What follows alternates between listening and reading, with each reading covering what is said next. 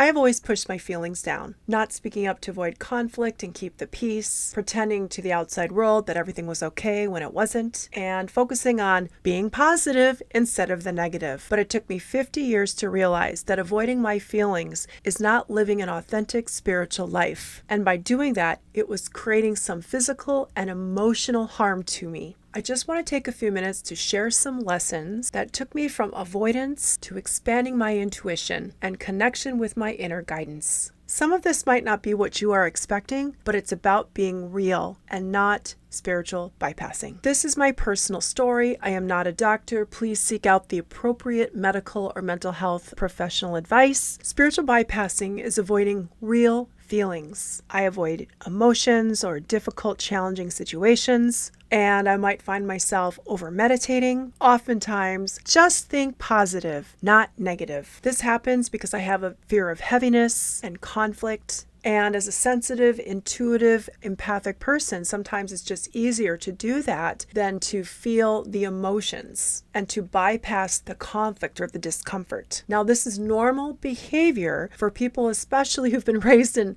toxic households or have had toxic relationships. So I look at this not as a failure, but an opportunity for some great growth and healing. Now, some of the signs I realized when I'm spiritual bypassing, I might minimize pain and emotion. I found myself over spiritualizing, over intellectualizing instead of feeling those emotions, or avoiding difficult conversations because it's just easier to let something supposedly roll off my back than to speak my truth and my voice. For example, where I was dealing with a narcissistic person, it would just be easier to walk on eggshells or go along or not say anything and stuff my true feelings down because after being gaslit so many times, it becomes so painful. It's just easier to not say anything than to feel the criticism from somebody else who's not truly hearing my voice. It was easier to just not say anything than to be told that my voice wasn't important. I would often say, I'll just let it roll off my back. I'm just going to bury and stuff the emotions, not realizing the toll it was taking on my energy and then my physical body. And the problem with this is that I would find my emotions starting to stagnate. I was suppressing grief and anxiety, and this would create blocks in relationships and most importantly, with my self-growth. A true spiritual practice is when I feel and process those emotions and give my body and my energy and my emotions a chance to integrate. I'm not ignoring and I'm not glossing over the situation or just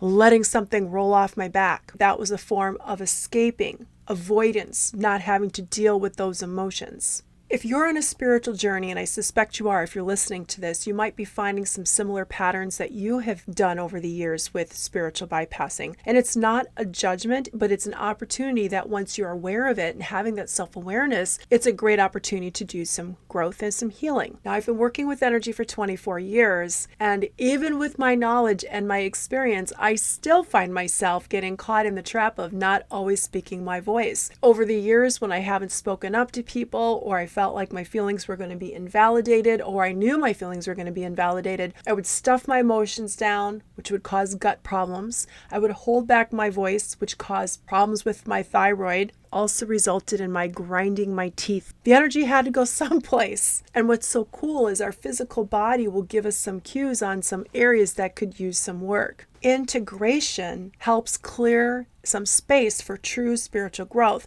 The shadow work that has to be done could be subconscious fears, could be energy from another lifetime, this lifetime. It really doesn't matter. It's about taking the time to feel those emotions, get the support that is necessary, whether a medical or mental health professional or having a great support team behind you is really important. I know that having a couple of really close people in my life made a huge difference when I was having a difficult time. Over the holidays, I had a lot of grief and anger that came to the surface because some memories were being triggered because I don't like feeling those feelings. By nature, I feel I'm an optimistic, positive person. If I don't deal with them, it's just going to create more more restriction in my life. I want to develop a greater connection with my guidance team and with source energy. Then what I find happens is whether it's having a lot of anger and taking it out on a pillow, a lot of crying, then there's usually, for me, a period of feeling lonely because it's an integration period. Some practical tools that I like to use. Number one, journaling, getting the thoughts and emotions onto paper, especially when it's regarding people that I no longer have contact with. Burning the paper helps too to transmute or transform that energy. Breathwork is very helpful. Brings me back into the present moment. I'm not caught up in the past or the future with anxiety or fears. Walking in nature, observing the trees, the birds, the water, being in that present moment. Mother Nature is designed to help us get back into balance. Grounding practices, getting my feet on the ground, whether it's on the beach or in the grass, imagining that what needs to be released is being released down to Mother Earth, who will transmute those energies for me. The other day, my guides gave me a really cool imagery of a volcano, and they were talking about the fact that Yellowstone is created out of a volcano that erupted over 600,000 years ago and is still considered active. The lava came to the surface, and then when it cooled, there was great growth that occurred. An ecosystem was developed, amazing wildlife, trees, beauty that was a result of the lava coming to the surface. And once it's cooled, now I'm not saying that your emotions need to come to the surface like hot lava. Maybe it does. Sometimes it does for me. Allowing those emotions to come to the surface, it creates space for me to then connect with my intuition and my guidance and the clarity with my higher self. Being gentle and patient with myself is also really important. I try to remember to parent myself, to be the parent I wish I'd had when I was a child, and to send myself the love that I wish I'd had received and the support and the understanding. That also can be very helpful